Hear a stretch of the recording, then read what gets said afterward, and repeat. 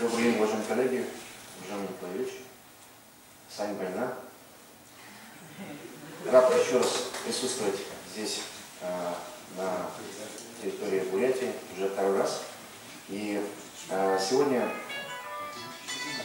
моя лекция будет посвящена основам спортивной генетики и как эту генетику можно уже сейчас применять в области спорта, в области фитнеса, питания, для того, чтобы решать глобальные задачи. Во-первых, в области спорта повысить спортивные возможности, отобрать талантливых спортсменов, во-вторых, сохранить их здоровье.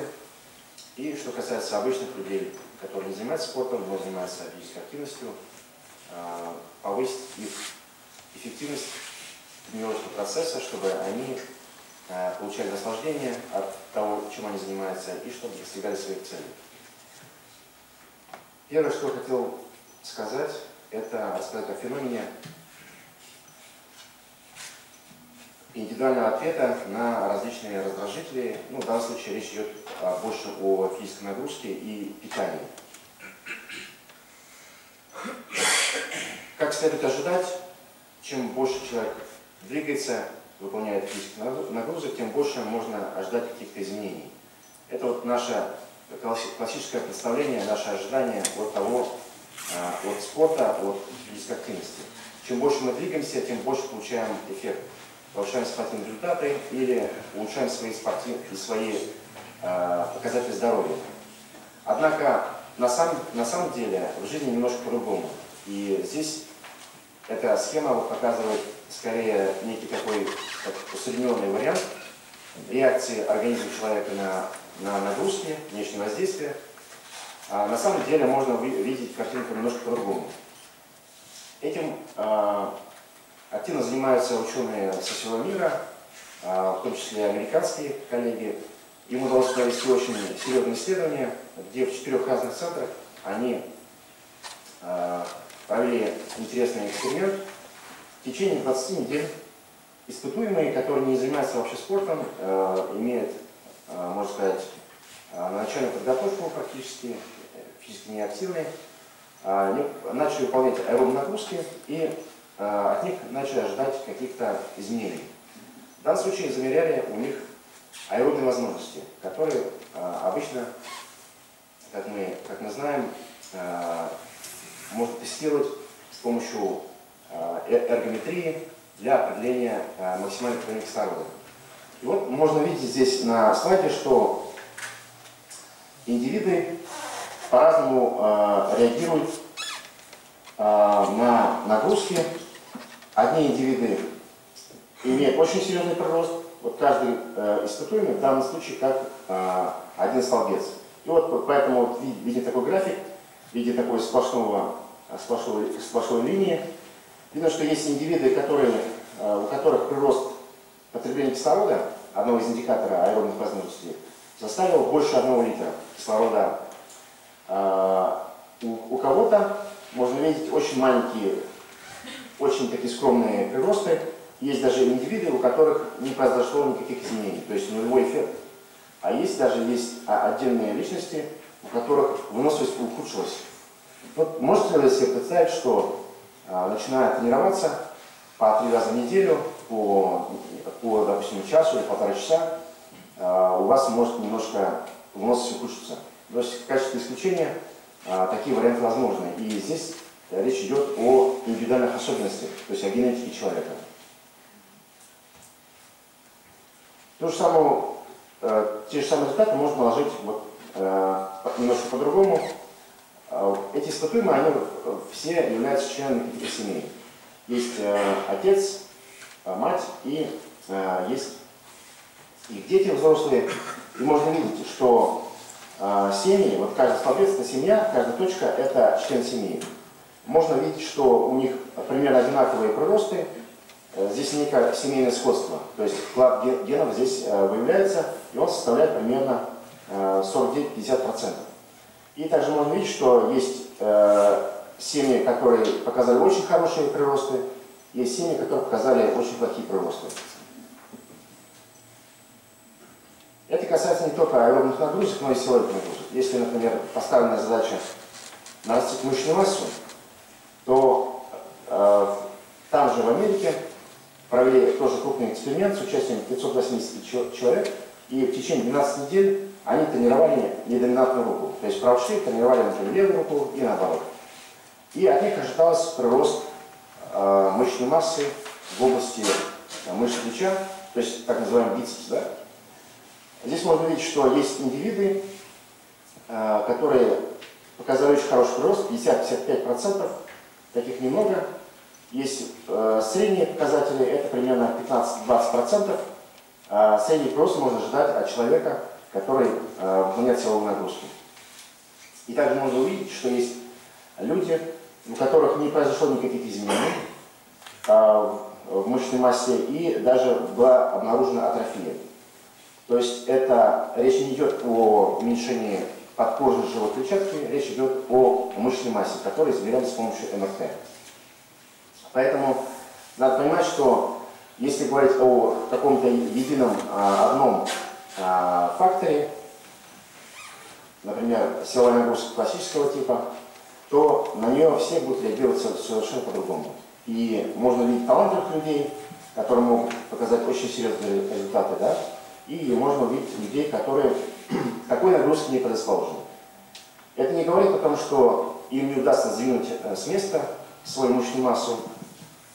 Скорее речь идет о том, что им нужно подобрать немножко другой тип нагрузки, поменять как-то интенсивность, продолжительность отдыха между подходами, количество повторений, чтобы вот оптимизировать процесс и хотя бы дойти до среднего уровня.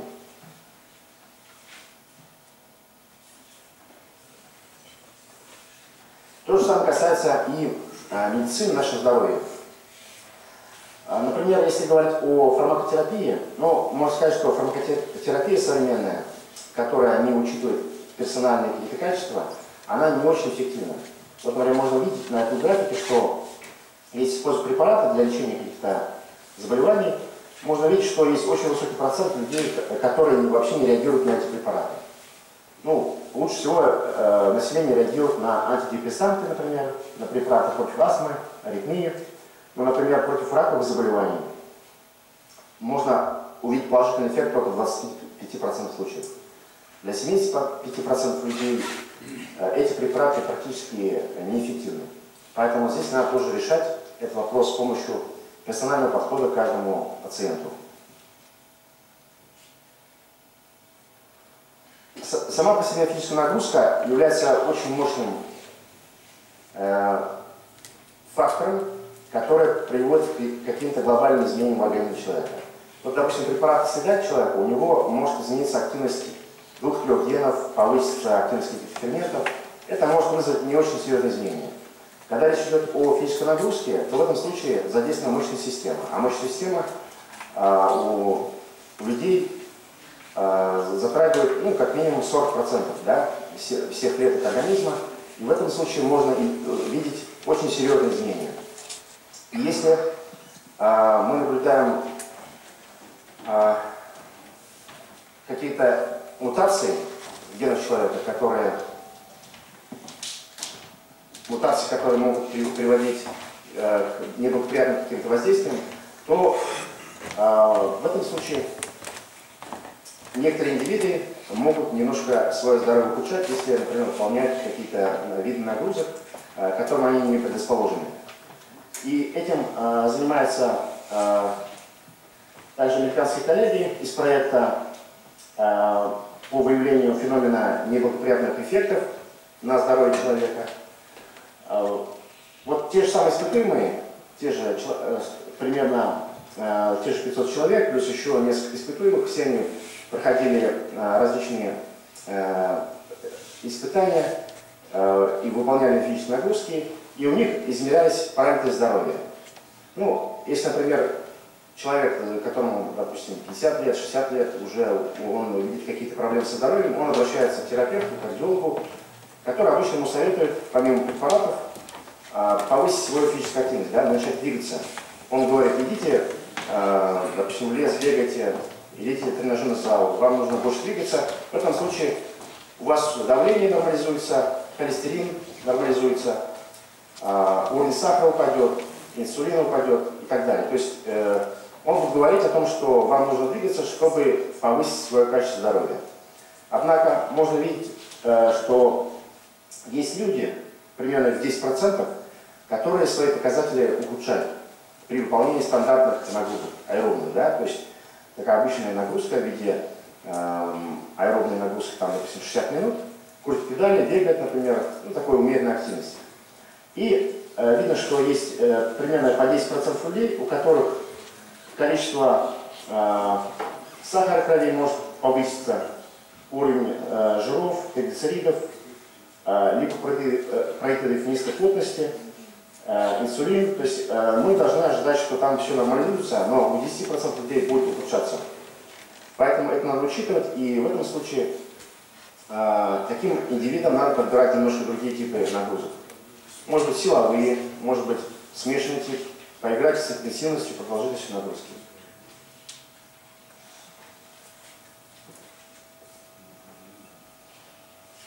В среднем можно видеть такую картину, что если взять одного человека и дать ему разные виды нагрузок, разной интенсивности, разной продолжительности, то каждый индивид будет по-разному на них реагировать.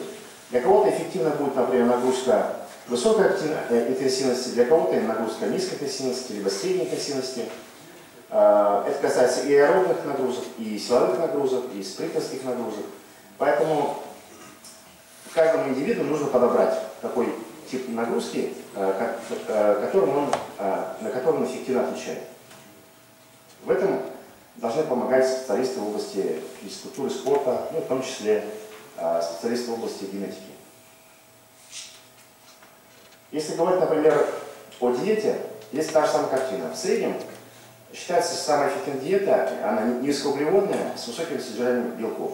Если у человека здоровье нормальное, почки, печень нормально функционируют, лучше всего большинство населения хорошо отвечает для похудения на низкоуглеводную диету с высоким содержанием белков.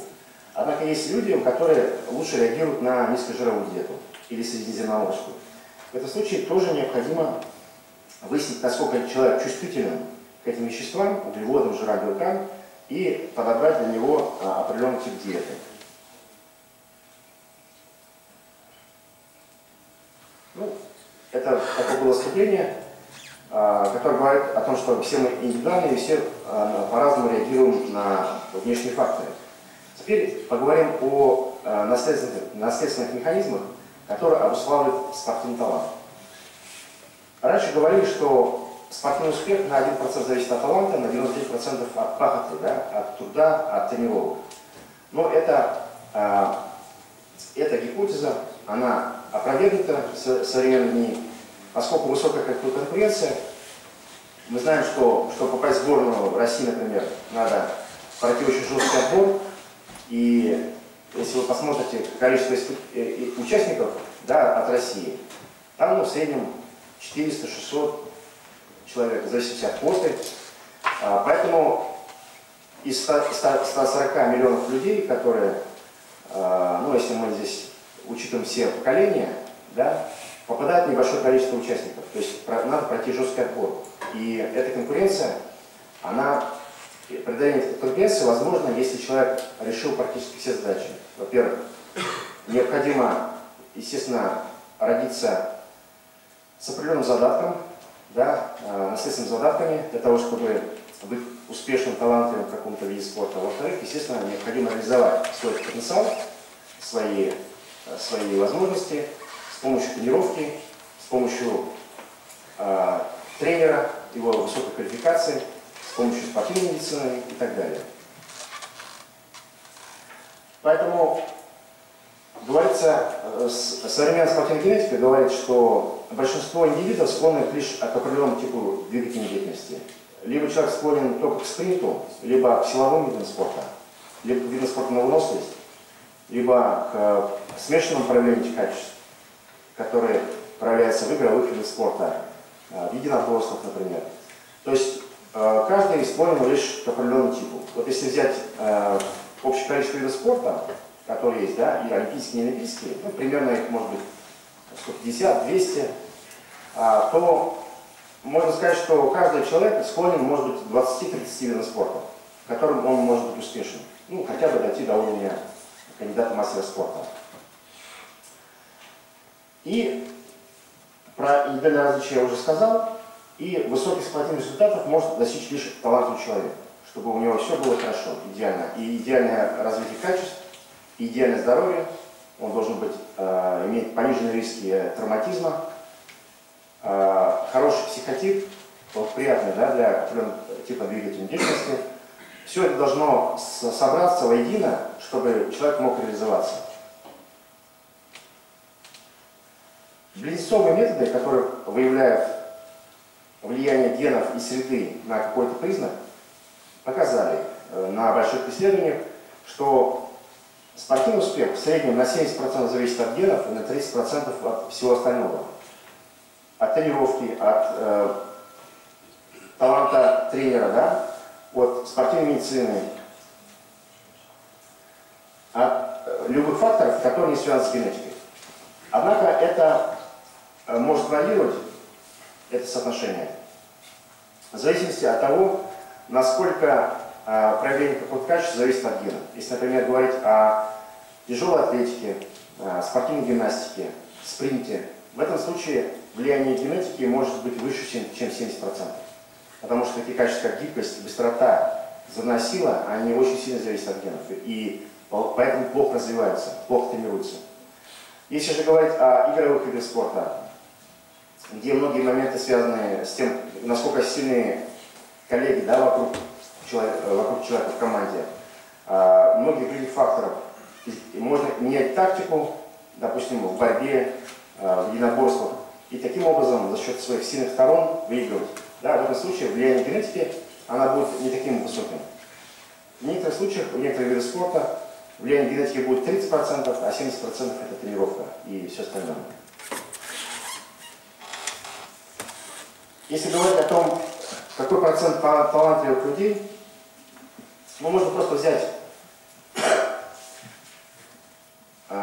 количество спортсменов сборной России, да, вот, допустим, если говорить о тех, которые поедут в Олимпиаду, 400-600 человек, и поделить на общее количество населения в России, вот будет какой процент талантливых людей.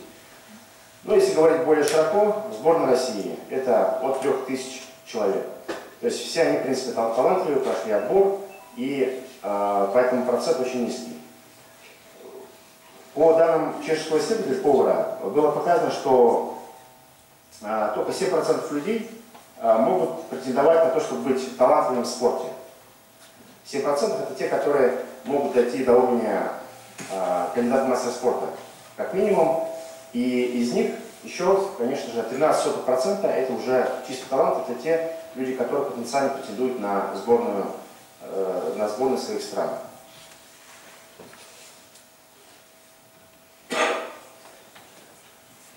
Каждая популяция, этническая группа имеет свои определенный такой портрет склонности к каким-то видам спорта.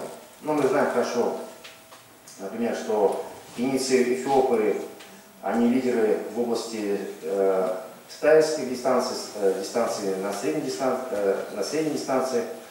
То есть там склонность к выносливости преобладает у кенийцев и эфиопов. Если говорить о Ямайке, о афроамериканцах, то они больше склонны к спринту. То же самое касается многих стран, есть определенные такие соотношения. Вот что касается России, то 30% имеют склонность к видам спорта на выносливость, 15% к спорту силовым видам спорта, 45% к единоборствам, игровым видам спорта, и 10% это, возможно, универсалы за счет того, что у них преобладает промежуточный тип мышечных волокон, которые, с одной стороны, и быстро сокращаются, с другой стороны, они медленно утомляемые.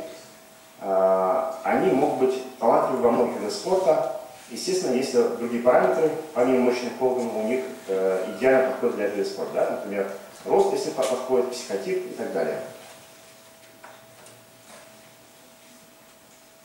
Вклад генетики в каждое качество оно разное. Можно видеть, что ловкость – минимальный эффект генетики.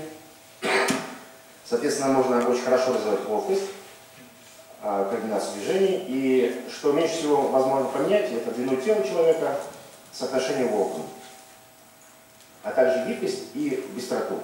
Получается, чем больше вклад генетики, чем меньше это качество тренируется.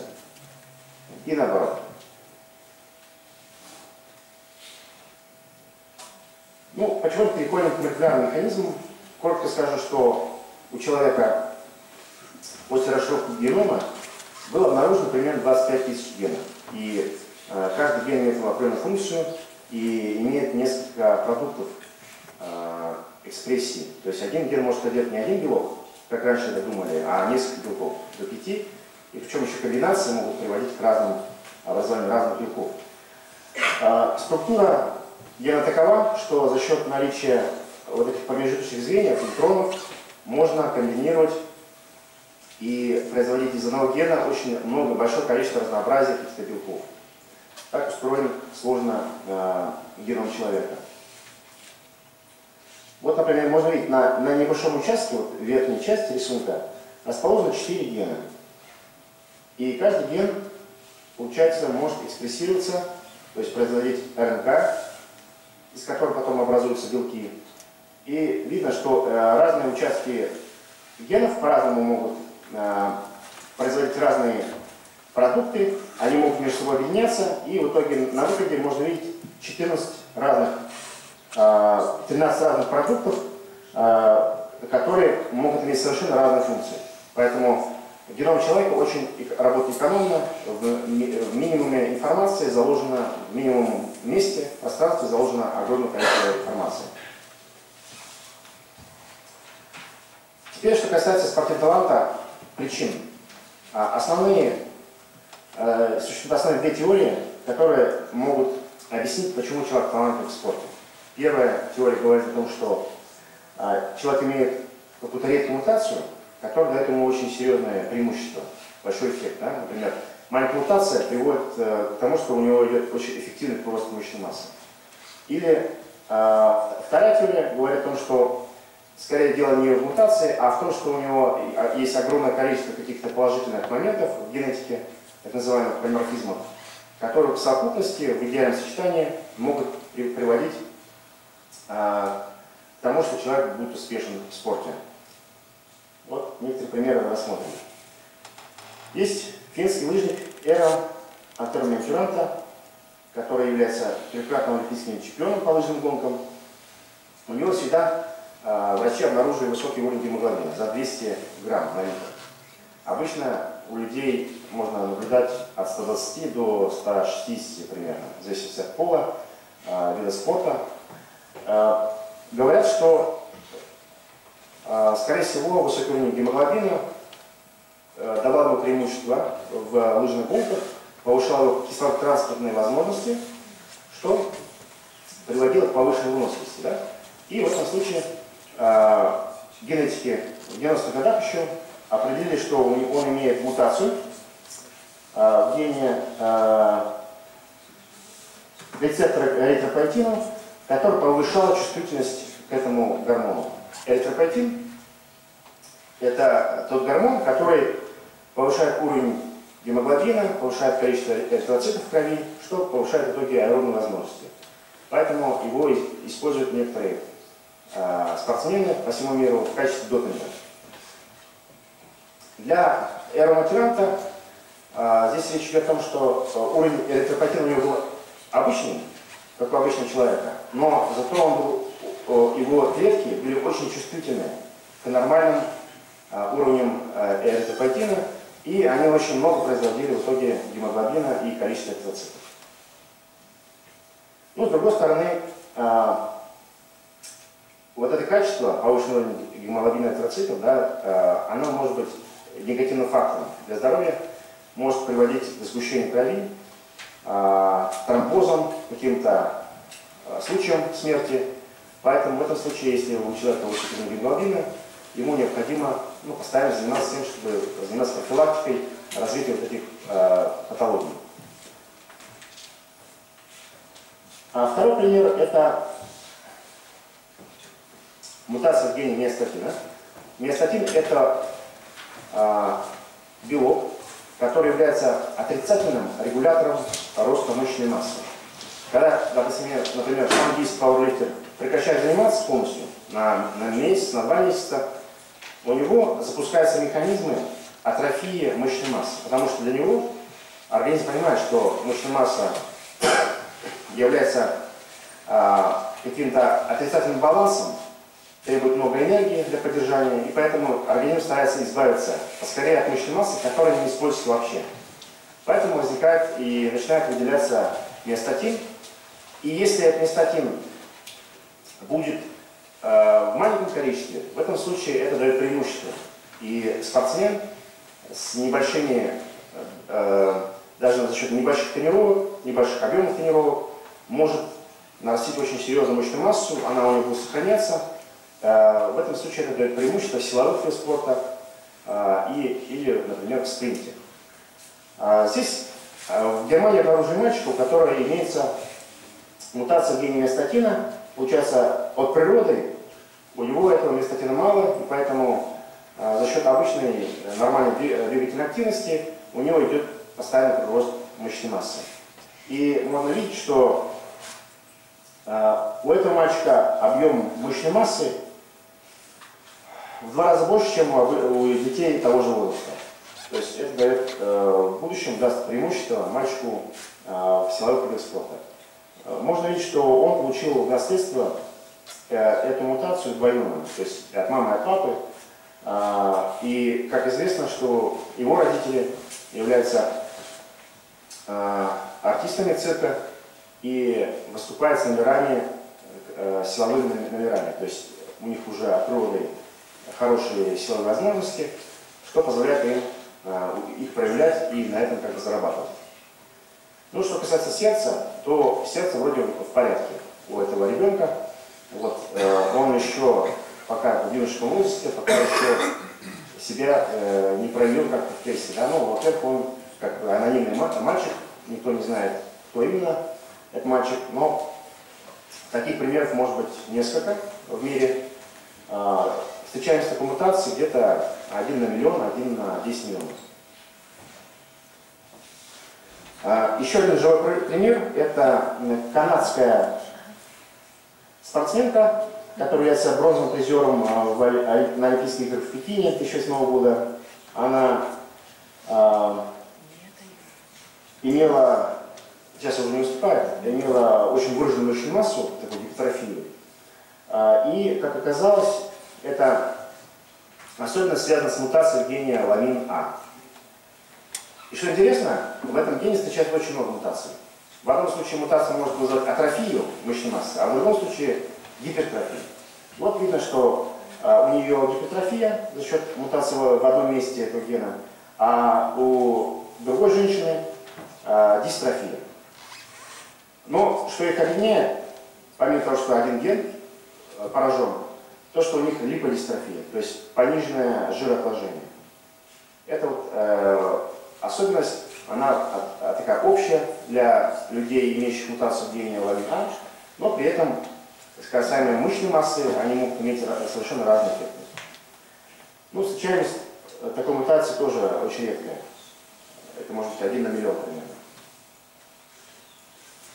Теперь, что касается другой теории, которая больше как бы нравится специалистам, это теория, которая говорит о том, что за счет комбинации наличия большого количества благоприятных каких-то изменений в геноме человека можно ожидать от человека проявления таланта. Напоминаю, что геном человека состоит из, как бы ДНК его состоит из 3 миллиардов 100 миллионов нуклеотидов. Вот эти буквы А, Г, Т, С – это вот как раз наши вот базовые единицы наследственности. Здесь показан небольшой фрагмент ДНК, и видно, что есть некие локусы, точки в этом участке, которые между людьми могут отличаться. У одного человека в одном месте буква А, у другого С, у кого-то Т, у кого-то Г. Вот так вот, вот эти вариабельные участки и называются полиморфизмами. Если взять вот полностью весь геном человека и посчитать количество вот этих участков, которые могут быть изменчивыми, их можно обнаружить по меньшей мере 250 миллионов участков. То есть получается, что если взять двух совершенно не похожих друг на друга людей, можно обнаружить между ними 250 миллионов различий на уровне генов.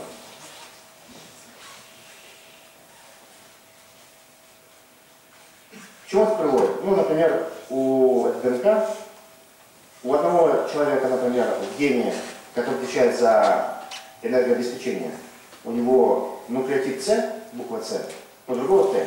Замена вот С на Т приводит к тому, что активность фермента уменьшается, и это сказывается на спортивных качествах человека. Например, человек хуже восстанавливается, ему нужно больше отдыхать. Вот, реальный пример. То есть один родился с нуклеотидом С в этом месте, а другой с Т. И вот это как раз и называется ферментизм.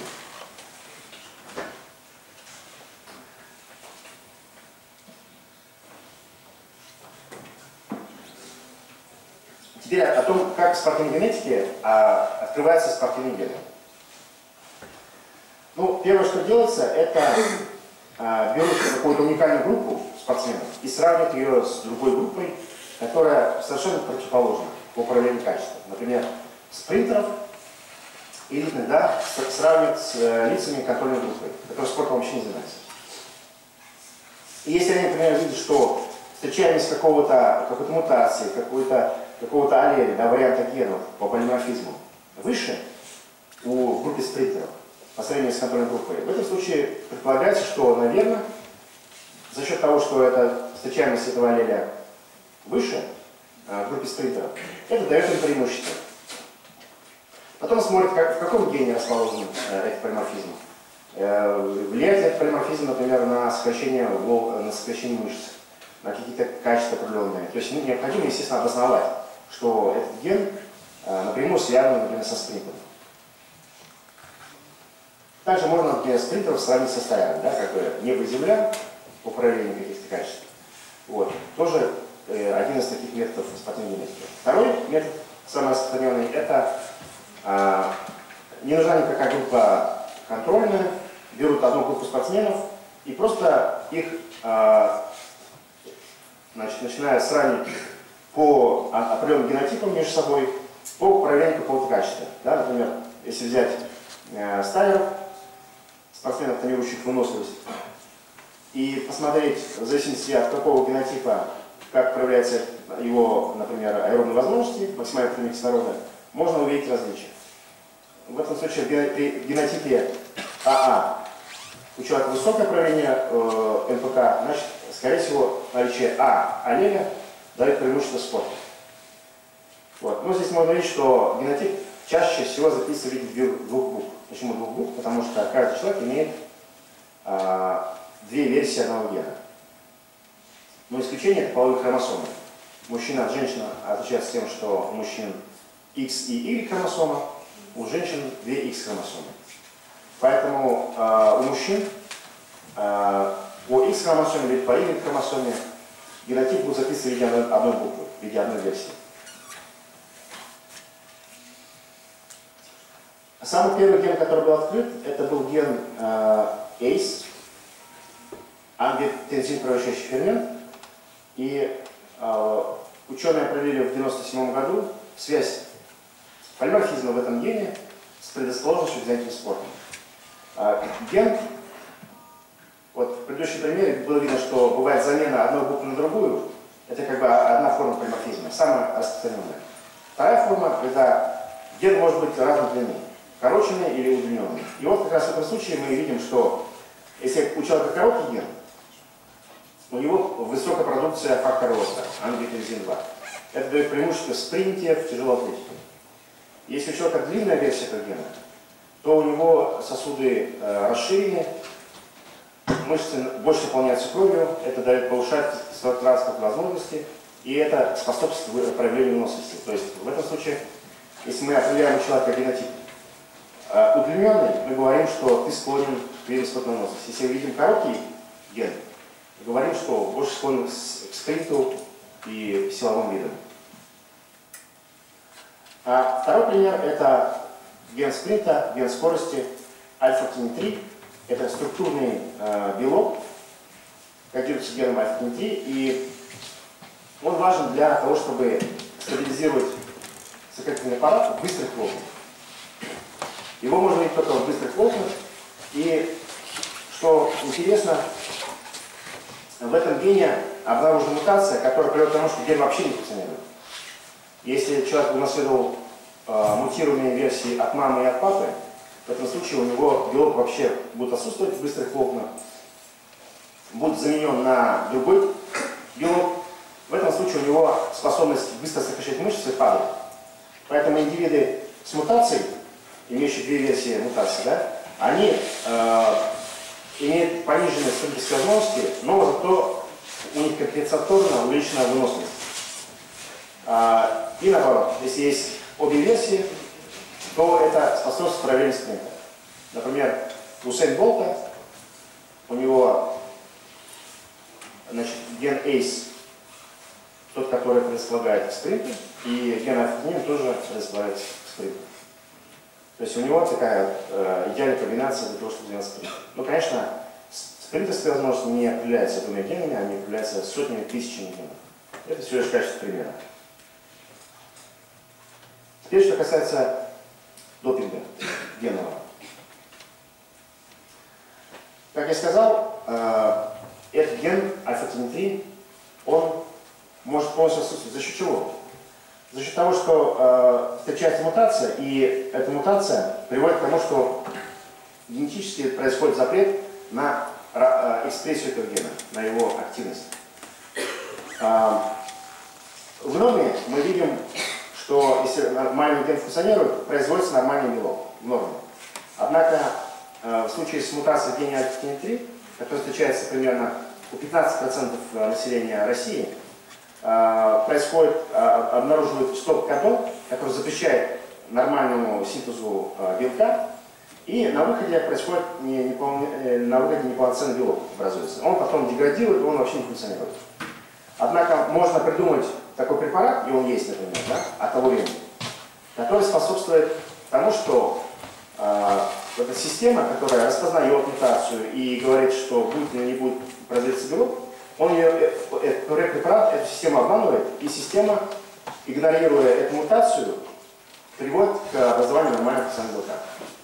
Поэтому то, что индивиды имеют нефункционирующие гены из-за такой мутации, да, это не означает, что будучи живыми людьми, да, они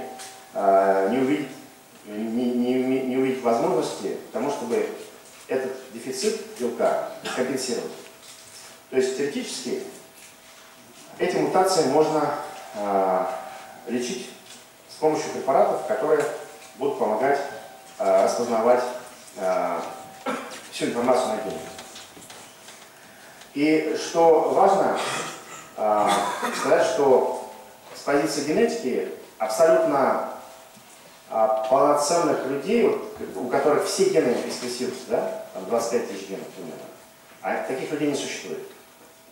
Каждый из нас является носителем как минимум 20 генов, которые не работают из-за таких мутаций. Но эти мутации, они накопились со временем. Первые люди, по оценкам специалистов, появились 150-200 тысяч лет назад. Тогда геномы людей были более-менее полноценными, здоровыми, да?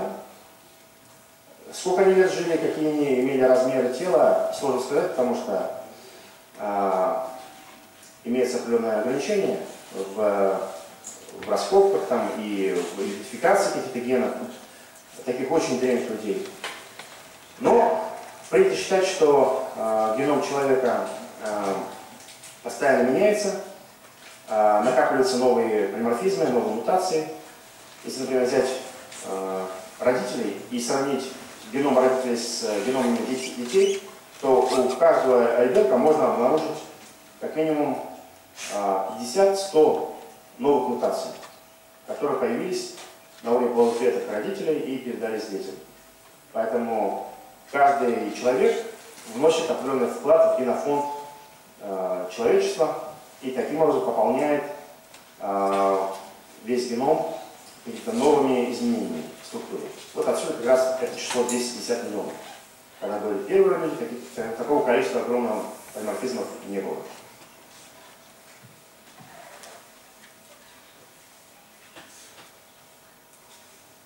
Ну, надо сказать, что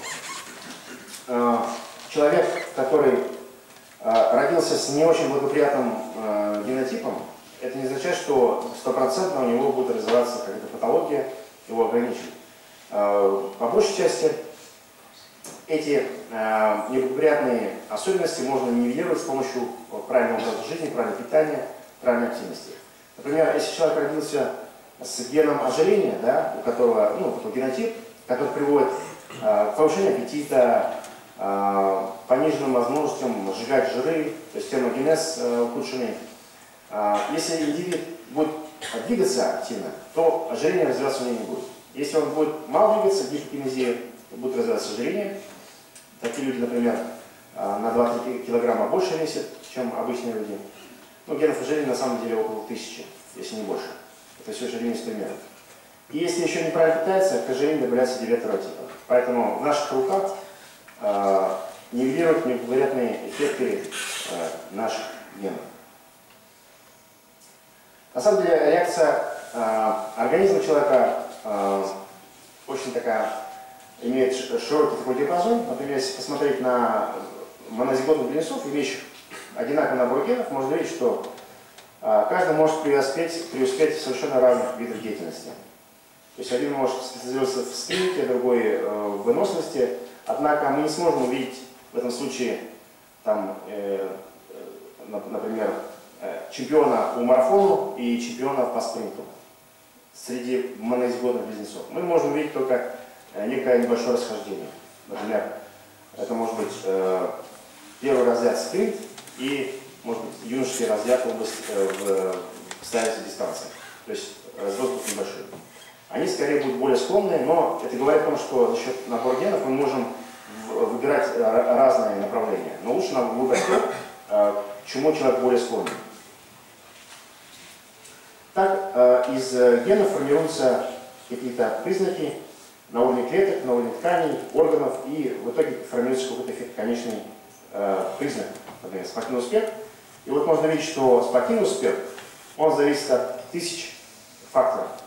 Каждый фактор должен быть идеальный с позиции нервной системы, психики для человека, психотипа, с позиции координации, ловкости, гибкости, любых качеств и здоровья, в том числе низкий травматизм и так далее. Только в совокупности, если человек обладает благоприятными генотипами по всем системам, в этом случае можно ожидать проявления таланта. Поэтому талант так редко встречается, чтобы так все было идеально.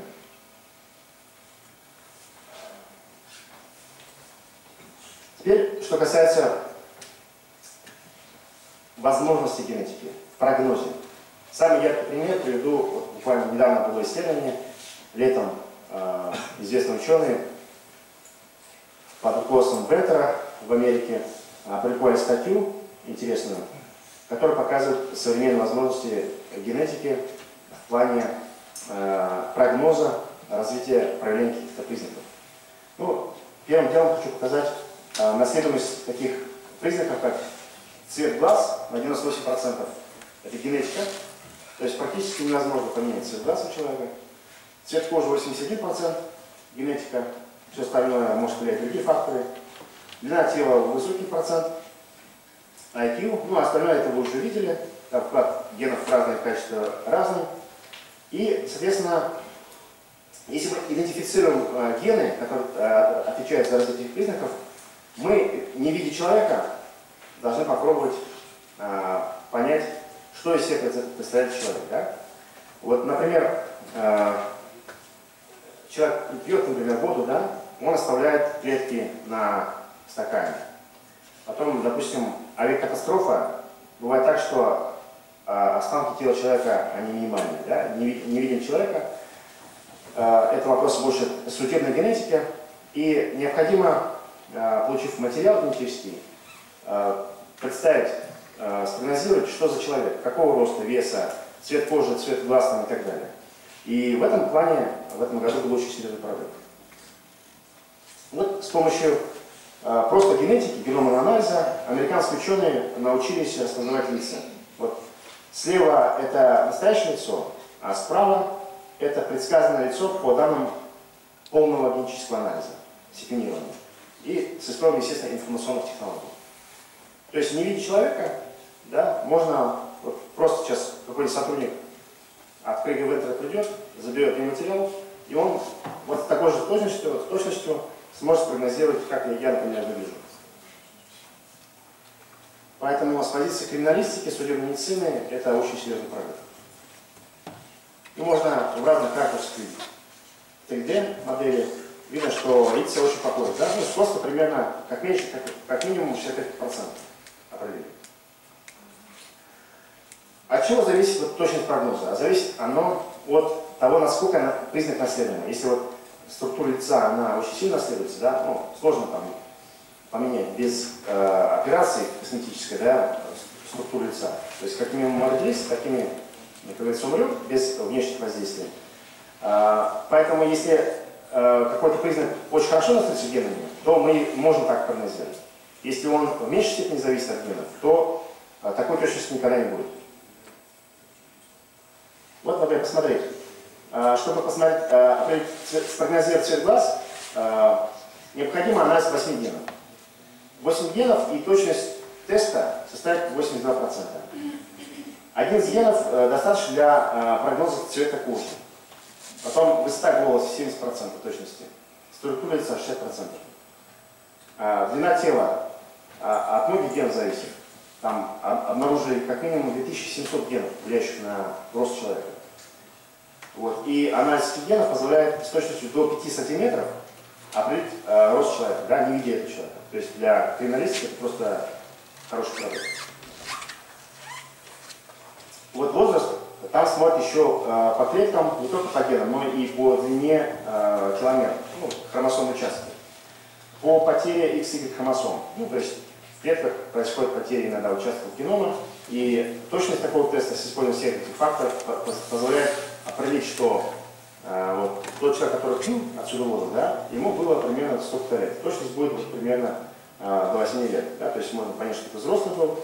Вот. Понятно, что возраст такой зрелый, либо это молодой, либо пожилого возраста. Вот. А теперь, что касается индекса массы тела и вообще жировой прослойки, да? Ну, это очевидно, что мы, меняя свои привычки диетические, да, можем весить за 100 килограмм, либо там до 50 килограмм. То есть насколько гуляет наш вес, это говорит о том, что за счет среды мы можем очень сильно влиять на эту вещь, на этот признак. Поэтому точность теста для определения жировой массы, массы тела, индекса массы тела, она будет не очень высокой, 15%. По генам. Однако, если генетик получит, кроме генетики, еще другие анкетные данные, человек, которого он не видит, например, сколько он ест, сколько двигается, какой у него пол, возраст, точность теста будет уже, естественно, ближе к 100%. Поэтому когда говорим о спорте, где качество зависит на 50%, на 40%, 60%, это говорит о том, что мы никогда не сможем с помощью генетики спрогнозировать потенциал человека, не зная другие какие-то его факторы. То есть анкетные данные необходимо знать. Поэтому сейчас многие компании делают тесты на склонность к спорту. При этом они просто ДНК забирают. Другие вещи они даже не спрашивают. Вот такие компании, конечно, будут давать очень низкий такой слабый прогноз. Надо полностью изучить человека, надо использовать для отбора не только генетика, но и спортивного психолога, антрополога, физиолога, спортивного врача. То есть должна быть такая бригада специалистов для того, чтобы спрогнозировать талант человека в спорте.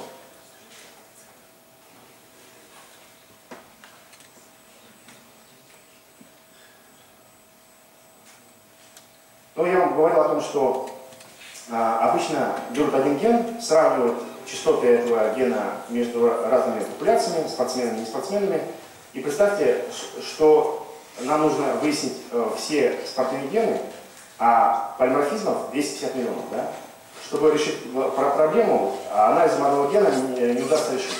Необходимо использовать полногеномные подходы. То есть использование сразу таких методик, который анализирует сразу сотни тысяч, миллионы маркеров для того, чтобы идентифицировать маркеры спорта. Вот поэтому разработали 10-12 лет назад технологию, которая позволяет с помощью чипов выявлять сразу до 5 миллионов маркеров у человека.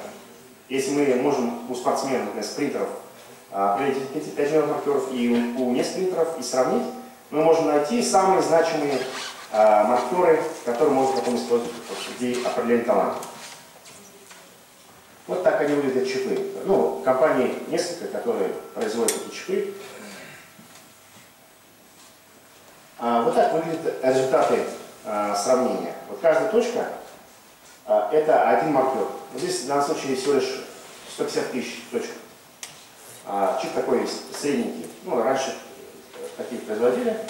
Американские ученые используют такой простой чип. И вот видно, что есть много точек вот, разного цвета, это разные хромосомы. И если точка находится высоко, значит, эта точка, этот полиморфизм очень сильно отличается между одной группой спортсменов и другой. Например, если сравнить стаеров с лиценно-контрольной группой, можно увидеть серьезное различие по ряду каких-то маркеров. После этого формируется список маркеров, и там есть название генов, название маркеров. Название маркеров начинается с РС, и сам последний столбец — это уровень значимости. Чем ниже этот показатель, тем больше различий между, там, допустим, стаерами и контрольной группой. Но чаще всего бывает так, что когда мы используем множественное сравнение, статистики и математики знают, мы можем получить ложноположительный какой-то результат. Поэтому необходимо воспроизводить эти результаты на других выборках. Вот, например, из этих 13 маркеров, которые были выявлены, да, только по 4 маркерам была подтверждена значимость маркеров в других популяциях. Остальные ложноположительные. Такое бывает. Но это уже в институте ФМБА проводили исследования. Там есть чиповые технологии в Москве, в Федеральном научно-клиническом центре физико-химической медицины ФМБА. Тоже провели сравнение по миллиону маркеров между спортсменами скоростью силовой направленности и контрольной группы, и выявили несколько маркеров, которые являются значимыми. Мы также участвовали совместно с британскими учеными в проекте по выявлению спринтерских генов. У них была возможность, они имели доступ к спринтерам ямайским. Они выявили 2 интересных маркера в 2 генах и дальше пригласили к участию в проекте других ученых из других стран, в том числе Россию, и для того, чтобы мы на своих выборках спринтеров подтвердили значимость этих маркеров. Мы подтвердили эти 2 маркера, можно уже использовать для определения таланта в спринте. Это спринт был. Сейчас, что касается выносливости. Ну, здесь есть несколько этапов, когда можно выявить какой-то обозначенный маркер. Например, мы взяли миллион маркеров и посмотрели, есть ли связь этих миллионов маркеров с таким показателем, как максимальное потребление кислорода. Да? Выявили несколько маркеров и в дальнейшем посмотрели, различаются ли по частотам между стаерами, например, и не стаерами. Ну, во-первых, это должно быть и у мужчин, и у женщин работать, а во-вторых, при сравнении выборок тоже должны воспроизводиться. Ну, на выходе мы увидели несколько маркеров, и самым значимым маркером оказался NFI-AS. Это ген, который регулирует активность гена нуклеарного фактора, функция которого заключается в синтезе эритроцитов, то есть продукции эритроцитов. Чем активнее этот ген, тем больше у человека активность эритропоэза, тем больше у человека гемоглобина. И вот этот как раз вариант гена встречается чаще всего у стаеров. Ну, на самом деле у стаеров 100% случайность. Если вдруг мутация в этом гене, сразу понижает способности. То есть в элите невозможно найти ни одного человека, у которого есть мутация. А в контрольной группе, то есть в обычной популяции, как 10%. Ну, дальше мы показали с помощью биохимии, что эта мутация влияет на уменьшение количества гемоглобина и эритроцитов в крови. То есть такой значимый маркер. также мы, например, сравнили стали со спринтерами, да, то есть небо и земля, по управлению каких-то качеств, по быстроте, по выносливости. И увидели маркеры, которые очень сильно отличаются от частотам. Один из них находится в гене, который отвечает за метаболизм стероидов. И мы увидели, что у людей с мутацией повышенный уровень тестостерона в крови и выраженная мышечная масса. И второй ген дистрофина, тоже известный ген, мутация которого приводит к дистрофии, то есть пониженному управлению мышечной массы. В этом случае тоже в этом гене мы связали этот ген, эту мутацию с соревновательным результатом у штангистов. То есть это два маркера такие значимые. Ну а дальше несколько примеров. Мы используем не только собственные исследования, но и исследования других ученых по смежным наукам. Ну, например, здесь в одной работе было обнаружено не нами 7 маркеров мышечной усталости на обычной популяции. И мы посмотрели эти маркеры у наших российских спортсменов и выявили, что 3 маркера, они на самом деле очень важны для восстановления в спорте. Что касается стрелкового спорта, там, где имеет значение наличие мышечного тремора, да, то есть стрелки у них должны быть ракостабильны, да. На эту, допустим, на этот тремор влияет много показателей, в том числе кортизол. Высокий кортизол будет повышать количество дрожания руки. Соответственно, биатлонисты и стрелки должны иметь такую жесткую руку, да, чтобы она не колебалась, чтобы меткость повысилась. И вот на группе пациентов было обнаружено несколько интересных маркеров, и один из этих маркеров показал, что встречаемость этого аллеля, она очень низкая, которая вызывает вот это дрожание. И у биатлонистов российских в этом случае встречается обычно нормальный такой вариант гена, что позволяет им в этом спорте хорошо выступать. То есть биатлонистов можно по этому гену в том числе отбирать. По мышечной массе тоже мы восстановили на своих видах спорта. Там берут такие исследования, 100 тысяч людей, и смотрят кистевую динамометрию, выявляют значимые маркеры, и мы это выявляем также некоторые маркеры в группе штангистов, например, спортсменов силовой направленности. Потом, что касается интеллектуальных видов спорта. Есть гены, которые влияют на умственные способности, на память, на внимание, скорость реакции. И вот один из генов, который отвечает за рабочую память, он имеет серьезное значение в спорте, в шахматах. Мы, например, увидели, что встречаемость благоприятного аллеля, который повышает память, она очень высока у российских гроссмейстеров. То есть сам элита российского шахматного спорта, они представлены людьми, у которых этот ген очень хорошо работает. Но в том числе этот ген повышает аналитическую возможность человека, хорошо для юристов, для ученых, для врачей, наличие этого гена. Тоже в наших исследованиях было показано высокая встречаемость этого гена. Вот. На этот год можно сказать, что обнаружено 184 гена, которые связаны со спортивными успехами. Но большинство генов, они были обнаружены в единичных исследованиях, необходимо, естественно, воспроизведение. Вот. Коротко о нашем недавнем проекте, который мы скоро опубликуем, это касается феномена кенийских бегунов. Ну, всем известно, насколько они успешны в этом спорте.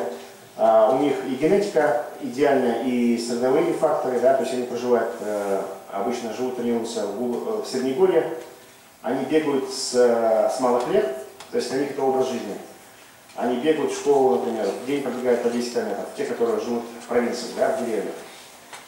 У них высокоуглеводная диета, больше 70% это у них углеводы, за счет кукурузных крахмала. И высокая мотивация. То есть они мотивированы на успех по сравнению с обычными людьми. Вот. И нам было интересно выяснить, почему они талантливы, да, в этом спорте. Мы провели такое исследование многоэтапное с привлечением разных популяций. Первым делом, что мы взяли, это мы взяли российских стайеров, сравнили стайеров российских с контрольной группой российской по миллиону маркеров. Выявили примерно 30 тысяч маркеров которые, возможно, являются кандидатами на попадание в список генов выносливости. Дальше мы взяли группу средневеков. То есть средние инстанции тоже, в принципе, выносливость. И из этих 30 тысяч 93 маркера повторились, то есть воспроизвелись. Остальные, значит, получают ложноположительные, скорее всего. Вот. Следующий этап. Мы попросили японских коллег взять 93 маркера и посмотреть на свои популяции. Сравнили. Они сказали, что из 93 маркеров 15 маркеров работают в нашей популяции. То есть 15 маркеров, они общие для Японии и для России. Затем мы попросили наших коллег из антидопинговой лаборатории Катара провести этот анализ на спортсменах, которые проходят через них в лабораторию. Там соревнования проходят международные, и через них проходят спортсмены высокого уровня. Там есть представители африканской популяции, европейской, латиноамериканской и так далее, азиатской. И у них только была возможность определить 8 маркеров, из 8 4 выстрелило, да, то есть воспроизвелось. Потом мы взяли еще одну российскую группу, и тоже небольшая, один маркер выстрелил. Чтобы все эти данные учитывать, да, обычно проводят метаанализ. Метаанализ показал, что из 15 маркеров 12 хорошо работает. Следующий этап был обосновать влияние этих маркеров на выносливость. И мы определили, что 6 маркеров влияют на МПК, аэробные возможности, 1 маркер влияет на содержание мышечных волокон, и 2 маркера связаны с высокой толерантностью к длинным дистанциям. Вот. И в дальнейшем мы провели анализ, отобрали самые лучшие маркеры, их 9. И каждого человека испытуемого поделили на человека, у которого высокое число аллелей выносливости и низкое. И посмотрели, какая пропорция таких людей в разных популяциях спортсменов. И вот что мы видели. В российской популяции людей с высоким числом аллелей, то есть это не спортсмены, да, вот 2,6% людей. То есть до 3% людей имеют высокие содержания. Если взять группу российских стайеров элитных, да, их 36%. В Японии 10% популяции имеет высокое число. Среди японских стайеров 29%. Потом мы взяли кенийскую популяцию, и оказалось, что у них 55,6% людей имеют склонность как раз к видам спорта на выносливости. То есть это кенийская популяция – это не спортсмены, а обычные люди. То есть получается, что таких людей как минимум в 20 раз больше кенийской популяции, чем в российской популяции. И если мы используем в качестве генетики, там есть показатели OR, odds ratio, да? Если мы у любого человека определим генотипы, да, по этим 12 маркерам, по 10 маркерам, и выявим, если выявим у него высокое число аллелей выносливости, это будет говорить о том, что он имеет шансы попасть в сборную России по виду спортивной выносливости в 21,5 раз больше, чем человек, который не имеет этого высокого числа аллелей выносливости. Поэтому, вот, например, с помощью вот комплексного анализа можно определить какие-то способности. Вот, чаще всего в исследованиях мы видим такую картинку. Если мы берем полигенный анализ, мы видим расхождение незначительное одной группы, например, от другой, стайной и контрольной группы. Вот такой тест, он не очень точный. Надо добиться вот такого уровня. То есть, если мы берем, например, 1000 генов, то мы очень четко можем разделить две популяции друг от друга. В этом случае тест будет очень точный, мы можем хорошо прогнозировать спортивный успех. Ну, часто коротко пройдусь и закончу. Где мы еще спортивный генетик используем? Для оценки чувствительности к препаратам, любым, которые используются в спорте. Например, кофеин. У некоторых людей он вообще не работает. Это кофеин. Мы знаем, что, например, велосипедисты используют кофеин для повышения работоспособности. Но если у человека мутация в этом гене, в гене, который отвечает за метаболизм, он нечувствительный к этому кофеину. Вообще можно всю спортивную фармакологию разделить на разные группы препаратов, и вот для каждой из этих групп препаратов можно подобрать набор маркеров для того, чтобы оценить, насколько человек эффективно будет на них реагировать, и нужно ли ему использовать эти препараты.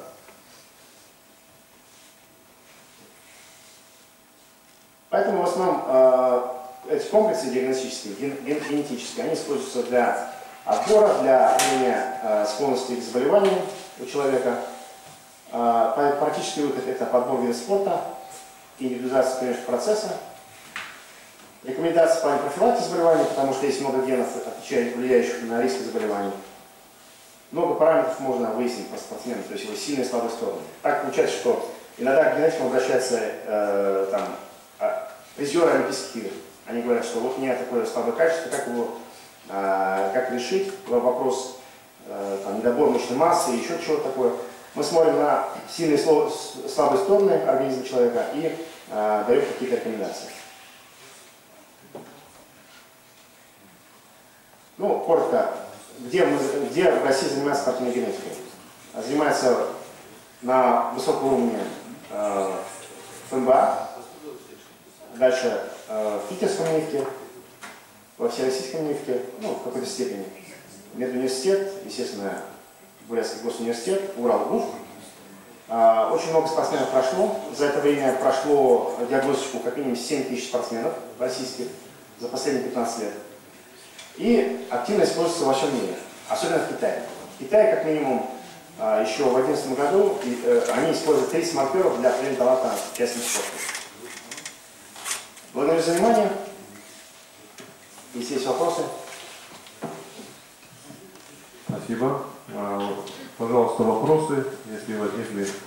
Я думаю, это очень важный доклад для тех, кто занимается спортом.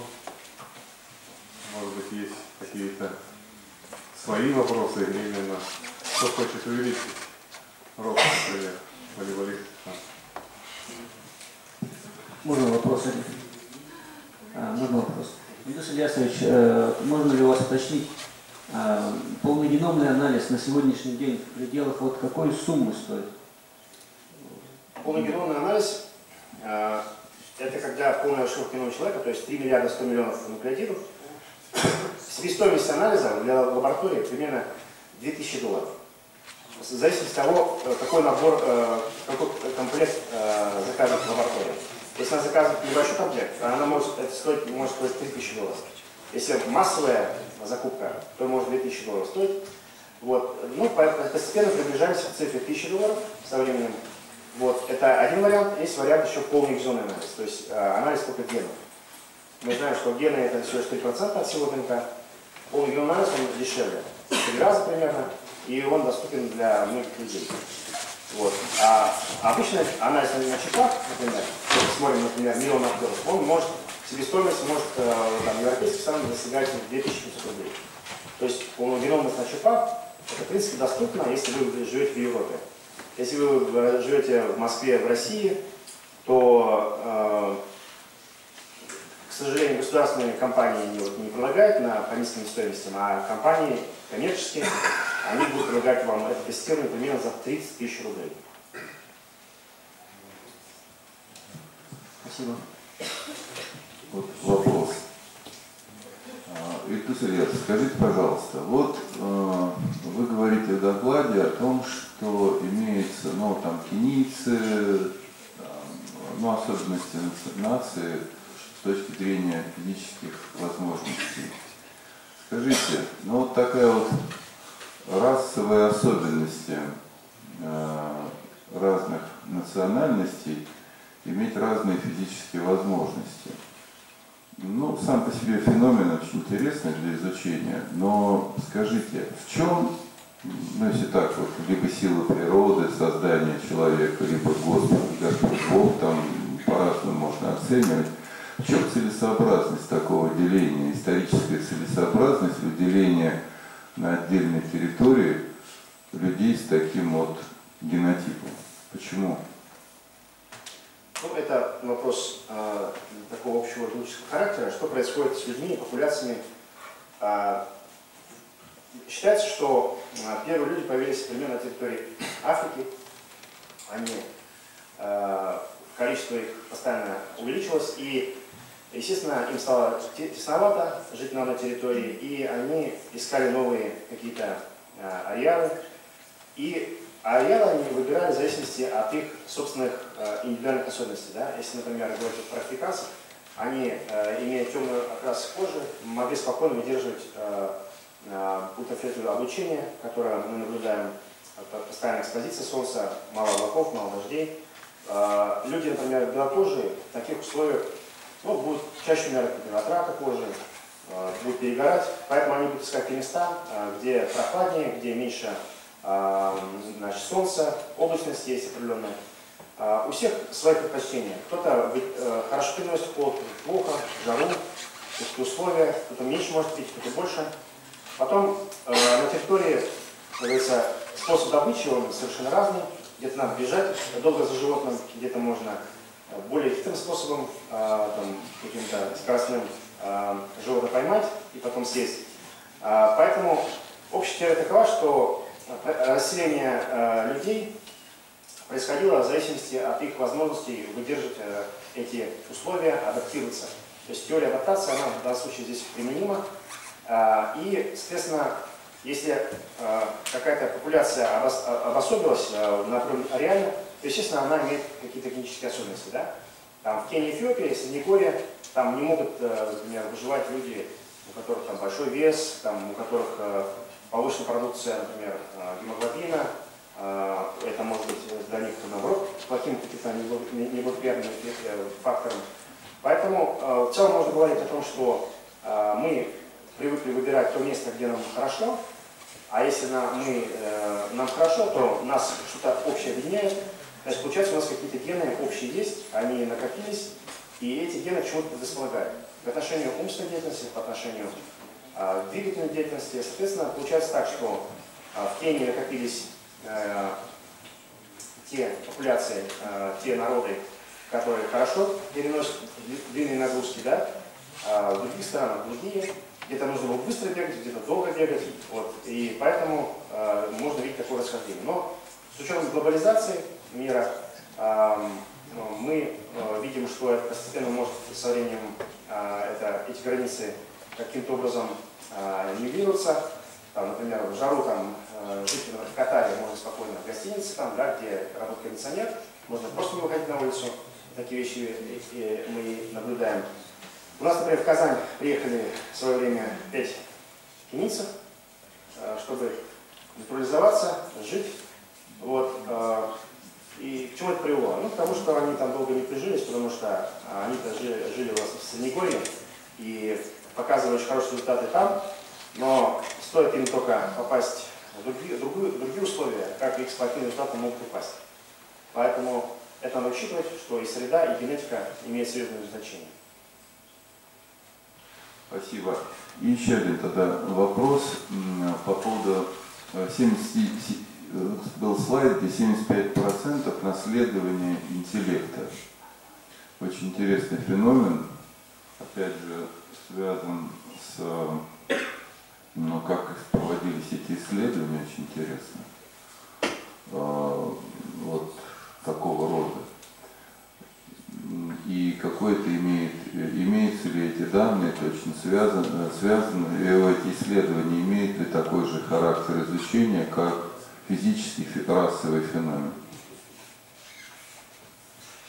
Мы как раз сейчас занимаемся этим вопросом в нашей лаборатории. У нас есть направление, связанное с психогенетикой, умственной деятельностью, то есть мы там спортсменов не касаемся в этом аспекте.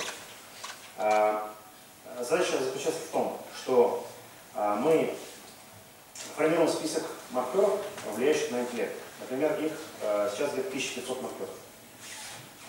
Задача наша заключается в том, что мы берем общую доступную базу по всем популяциям мира. Это проект 1000 геномов. Там свыше 50 популяций, у которых забирали ДНК, и которых полностью просеквенировали, то есть полностью их гены определили. И в дальнейшем мы будем смотреть на пропорцию людей, имеющих высокое число генов, влияющих на интеллект, и низкое число. И сопоставим это, сделаем такое соотношение. Но вот это работа ближайших нескольких месяцев. Но предварительно могу сказать, что в разных популяциях встречаемость некоторых маркеров, повышающих умственные способности, она разная. Например, мы обнаружили там маркер, который повышает умственные способности. Он встречаемость маркера в 2 раза больше, например, среди африканцев, чем европейцев. И в этих случаях мы видим, что некоторые маркеры, например, ген Кибра, да, вот, который влияет на память, на интеллект, на способность занятия шахматом, он чаще всего встречается среди популяции азиатских. То есть И когда мы взяли, например, общие маркеры спорта, вот их сейчас 184, ну, по доступным базам данных, и когда мы посмотрели, мы видим, что в разных популяциях некоторые маркеры либо вообще не встречаются, либо встречаются с 100% встречаемостью, а в совокупности происходит некое усреднение. То есть получается так, что все популяции имеют в среднем средние одинаковые способности, но просто у некоторых какие-то одни гены выстреливают, у других чуть другие. Вот. Эта тема очень интересная. Вот. И что касается, например, умственных способностей, то здесь пока нет данных генетических, которые бы указывали, что какие-то популяции более склонны к умственной деятельности, где можно больше умных встретить и так далее. Здесь скорее вопрос стоит о реализации. Вот в каждой популяции есть, может быть, на 1000 человек один гениальный человек. Да? Это определил еще советский генетик Ефраимсон. И он сказал, что различие популяции по количеству гениальных людей, оно должно быть одинаковое в случае, если реализация тоже одинаковая. Если же, например, какая-то сторона повысит эффективность отбора и реализации людей в отношении умственной способности, в этом случае эта сторона будет лидером. Да? Вот, например, посмотрите, если взять израильских ученых, которые работают в Израиле, либо работают в других странах, то встречаемость нобелевских лауреатов среди израильских ученых, она в несколько раз больше, чем в других популяциях. Там, среди россиян, среди, допустим, американцев и так далее. То есть получается так, что если система государственная такая, что уже там, с 4-5 лет начинается отбор, мотивация, и эти люди нацелены на то, чтобы достигать успеха в науке, например, да?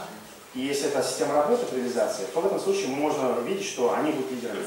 Несмотря на то, что встречаемость потенциально гениальных людей среди израильтян такая же, как, например, среди африканцев. Если, например, в Африке не будет работать над этой системой повышения привлечения людей, мотивации в науках, то они будут отставать. И наоборот. Ну, примерно такая картина. Спасибо. Еще вопрос. Пожалуйста, вот как используются результаты генетического анализа спортсменов в формировании сборных команд и насколько успешно? Пока для нас сборные команды России являются источниками ДНК для определения некого эталона. То есть мы их используем для того, чтобы понять, что привело их к успеху, какие молекулярные факторы к этому привели, учитывая сырьевые факторы. Они для нас являются эталоном, поэтому мы не занимаемся тем, чтобы их дальше отбирать, они так уже в сборной России. Да? Однако в рамках экспериментальных наших проектов мы работаем со сборной России, например, по лыжным гонкам, по триатлону, по тяжелой атлетике. И в этом случае спортсменам выдаются рекомендации, касаемые не талантов спорта, а касаемые их сильных слабых сторон. Питания, профилактики заболеваний. И таким образом они получают на руки рекомендации, как снизить риски получения травм, если у них очень высокий риск с позиции генетики получения травм. Вот, поэтому здесь речь идет больше о оптимизации. И в дальнейшем мы предполагаем, что когда эта система будет более-менее работать, да, как в случае с предсказанием, например, лица человека, его кожи, его параметров, если вот генетика спортивная дойдет до этого уровня, в этом случае я думаю, что это можно уже внедрять уже на уровне государства и отбирать детей во многих школах. Тем более, что тесты такие станут очень дешевыми. Пока они дорогие, но, например, в Европе, я уже говорил, с помощью чипа, анализ одного чипа, да, может обойтись 2500 рублей. Это надо сделать всего лишь один раз в жизни. Я думаю, такие деньги можно найти у государства и со временем профилировать. Если сейчас взять поголовно всех осмотреть на эти 184 маркера, то точность пока не очень высокая, и можно ошибиться. Но, с другой стороны, как говорится, лучше гипердиагностика, чем недодиагностика. То есть в том случае, что лучше говорить человеку, что он более талантливый, чем не талантливый в этом спорте. В этом случае эффект таких рекомендаций, он более такой серьезный. Поэтому пока нужно быть осторожными. И еще раз подчеркиваю, что генетики не могут самостоятельно решить вопрос спортивного отбора. Обязательно надо привлекать других специалистов. Спортивных врачей, антропологов, психологов, педагогов, естественно, специалистов, которые занимаются тренировкой. То есть только такой консилиум специалистов способен определить у ребенка талант. Спасибо. Уважаемые коллеги, вопрос? Пожалуйста. Скажите, пожалуйста, вы сказали, что в своем ответе, что существенно влияет на определенные генные факторы и влияет на мотивацию. Вот насколько спортивный ген связан с мотивацией? Да, хотелось, конечно, чтобы вот вопрос мотивации, мотивация не была связана как с генами, а именно с воспитанием, да? То есть с работой психологов, родителей с ребенком или взрослым человеком. Однако все-таки существуют гены, которые делают человека более мотивированным, либо менее мотивированным. Есть гены, которые приводят к тому, что человек, допустим, больше летей, чем другой человек, более мотивирован. Такие гены есть, они связаны с определенными системами работы головного мозга. Вот, поощрение, система наказания, избегание вреда. Там, то есть психогенетика, генетика личных особенностей, умственных способностей, она активно развивается и, в принципе, говорит, что есть такие факторы генетические, которые могут определять. Но это не означает, что если у человека пониженная мотивация, генетически обусловленная, с ним не получится работать. Надо просто психологу, тренеру найти для него определенный ключ, подход, чтобы решить этот вопрос. Поэтому генетика она здесь может показать, что в чем сильные и слабые стороны с позиции личности. И в этом случае психолог, используя информацию, может как-то доработать мотивацию у этого спортсмена. Вопрос. Пожалуйста, у вас вопрос. Вмешательство в геном человека это возможно? Да, это уже делается. И недавно как раз об этом сказал президент России Владимир Путин, что одно из самых сильных эффектов, которые можно добиться, да, сильнее, чем использование ядерного оружия, это как раз вмешательство в геном человека, конструирование суперлюдей. Это вполне возможно, есть технологии, они уже разработаны, уже на уровне людей, клеток человека, тем более животных, используется коррекция. То есть, допустим, возьмем человека, у которых, предположим, что на принцип возможности влияет 100 генов человека, да? И предположим, что в какой-то семье, значит, мать и отец, они определили, что у их ребенка суммарный балл по этим 100 генам, он будет нулевым, да? То есть просто ребенок родится с таким набором генов, структурная особенность которых не повысит его способности. Однако на уровне яйцеклеток и сперматозоида возможна генная коррекция, и можно все эти 100 генов откорректировать так, чтобы родился второй Усейн Болт из обычной семьи. То есть это вполне возможно. Если, я утрирую, что 100 генов, на самом деле намного больше. Естественно, этого человека, ребенка, надо положить, надо его разместить в ту среду, в которой развивался Усейн Болт, да? Какая была среда, какая была школа, тренеры. То есть надо все воссоздать. Естественно, это будет использоваться в медицине очень активно. В спорте это, естественно, запрещено. Это генный допинг считается. Любая модификация генетическая, она не разрешена. Но здесь много этических вопросов. Да? Например, человек родился с мутацией в гене, которая понижает его спринтерские возможности, а он хочет быть спринтером. Он говорит, в чем я виноват, что родился с таким геном, почему мне нельзя скорректировать этот ген, чтобы я мог, как и другие мои коллеги по команде, нормально тренироваться с нормальным геном. Поэтому эти вопросы будут возникать. Другое дело, что он хочет повысить то, что у него есть, да? Сделать ген более активным. Если говорить о неактивном гене, сделать его просто нормальным, это одно. А если говорить о сверхвозможностях, сверхактивации каких-то генов, это уже чистый запрет, это уже даже не обсуждается. Спасибо. Так, минуты здесь. Я тот же вопрос, но только я хотел сказать, что в будущем возможно, что у нас будут на арене только клоны, что ли. И еще, вот для ведущие спортсмены, для того, чтобы их дети были тоже спортсмены, будут, естественно, спариваться как по себе. То есть, если брать супруги, женщину, которая занимается спортом. Это уже происходит. Есть фанаты спорта, да, которые сами достигнув успеха выбирают супруги или супругу, который занимался тем же спортом и был успешным в этом, и, естественно, их дети будут иметь более высокие спортивные способности. Кстати, эта система хорошо поощряется в Китае. Это уже работает. Вот. Тоже вопрос этического характера. Но что будет в будущем, сложно сказать. Если это будут жесткие регуляторы со стороны государства, это можно как-то контролировать. Да? То есть можно будет делать анализы и допускать детей только с нормальными генами. То есть это как-то можно решить. Спасибо. Пожалуйста, вопрос. Спортсменов, которые используют генные дозы. Есть случаи? Да. Да, конечно, есть случаи. Но под ген-допингом подразумевается очень много разных методик.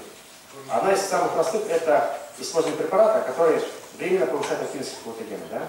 Вот препарат GW5015, вот, один наш конькобежец попался на этом препарате. Он, естественно, говорит, что он не использовал его, но лаборатория, которая занимается выявлением таких случаев, она говорит, что был обнаружен такой препарат GW5015, который повысил активность гена PGC-альфа-парадельта и повысил его аэробные возможности. Это как бы временное вмешательство. А более серьезное, это когда происходит вмешательство в геном, изменяется ген, и с этим геном человек живет всю жизнь. Да? Вот, до этого, до определения таких случаев еще пока не дошли, потому что надо смотреть конкретно там, в мышцах. Сейчас берут анализ мочи, крови, да, у человека. Никто еще пока не лезет в мышцы. А если полезут, во-первых, разрешат ли это спортсмены, насколько это этически приемлемо, а если начнут лезть в мышцы, то тогда уже случаи выявления такого допинга тоже могут появиться.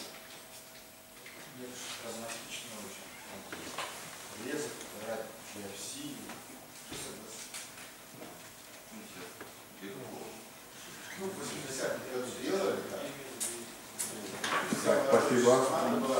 Микропрокол. Так, пожалуйста, еще есть вопросы? Так, ну если нет вопросов пока. Спасибо. Да, можно